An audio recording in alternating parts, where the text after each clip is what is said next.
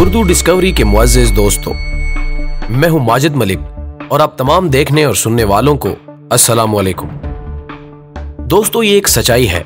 कि पाकिस्तानी अवाम की अक्सरियत आमतौर पर अपने मुल्क और इसके गैर मुतवाज़न निज़ाम मुमलिकत पर तनकीद के निश्तर चलाती मिलती है, और इसमें भी कोई इब्हाम नहीं कि गुज़श्ता पौन सदी से कायम इस अर्ज़े वतन को हुक्मरान तो शायद अनगिनत मिले, लेकिन हकीकी रहनुमा या ऐसा कोई लीडर ना मिल सका जो इस जन्नत अर्जी के खाकों में रंग भर सकता।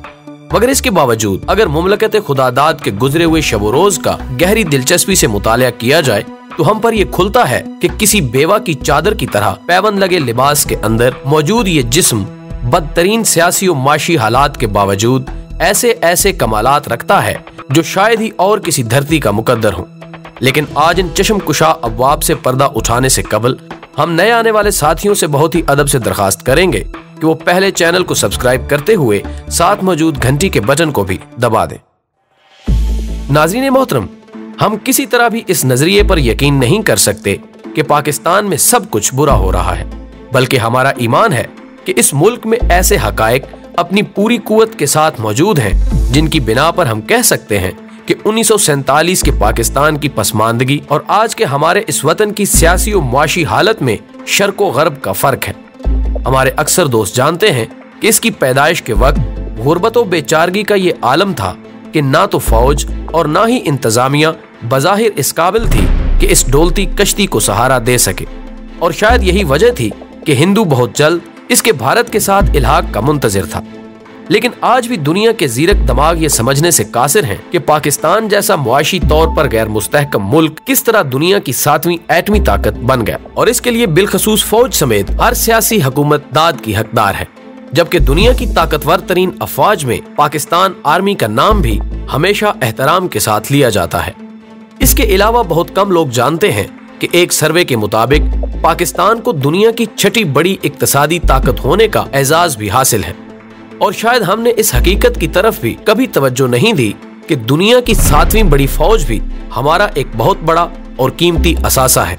जिसकी तादाद 6,42,000 के बावकार अदद को छू रही है, जिनमें से एक बड़ी तादाद अक़वाम मुत्तहिदा के अमन मिशन में अपनी बेहतरीन खिदमात के एवज लोहा मनवा रही है। नाज़रीन, institute of European business administration के एक सर्वे के मुताबिक, जो कि 125 ममालिक के दरमियान तकाबली जायजे की निशानदेही करता है, में पाकिस्तानी कौम दुनिया की 4थी ज़हीन तरीन कौम होने का एजाज रखती है, जबकि साइंसदानों और इंजीनियर्स के हवाले से हम दुनिया की 7वीं बड़ी कौम है, जो कि किसी भी एजाज से किसी तरह कम नहीं।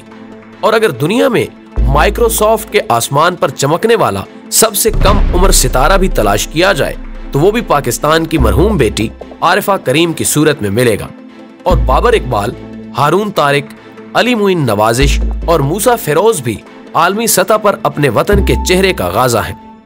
और शायद ये बात भी हमारे बहुत से साथियों के लिए नई हो कि जनाब हफीज जालंधरी का लिखा हुआ हमारा कौमी तराना भी अपने अल्फाज और कंपोजिंग की वजह से दुनिया भर में पहले नंबर पर है।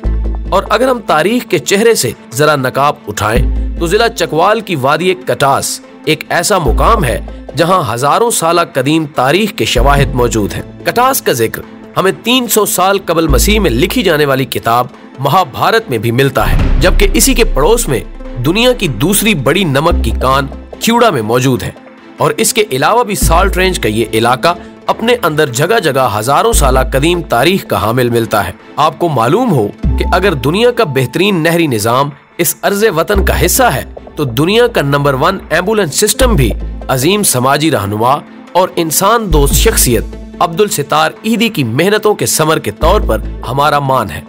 जबकि दुनिया का सबसे बड़ा मट्टी से बना हुआ डैम भी तुरबेला की सूरत हमारे पास मौजूद है।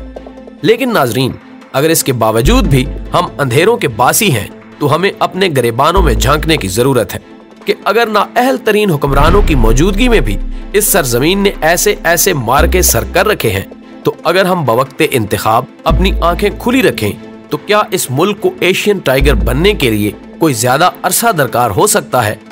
सोचिए, और वीडियो पसंद आने की सूरत में इसे दोस्तों के साथ शेयर कीजिए। हमारी अगली वीडियो आने तक अपना और अपने प्यारों का ढेर सारा ख्याल रखिएगा।